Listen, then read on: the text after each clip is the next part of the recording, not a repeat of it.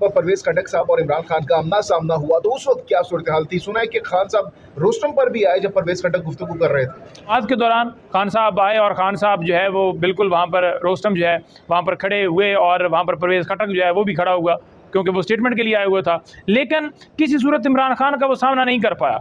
इमरान खान का सामना करना उसकी हिम्मत ही नहीं थी। दरमियान में वो प्रोसिक्यूटर को उसने हायर कर लिया और छुप छुप कर खान को देखता रहा। टांगे उसकी जो है वो कांपती नहीं। इमरान खान तो मुस्कुराते रहे और ये लड़खड़ा रहा था, क्योंकि उसके ऊपर बहुत वो होता है ना कि एक बंदूक की नोक के ऊपर एक गवाही ली जाती है, एक होता है कि आपकी फ़ाइलें जो हैं करप्शन है उसके ऊपर, क्योंकि इसकी फ़ाइलें और बड़े मामलात जो हैं उनकी इतलात हमें सारी मिली और हम उस चीज़ को सारा वो कलेक्ट कर रहे हैं।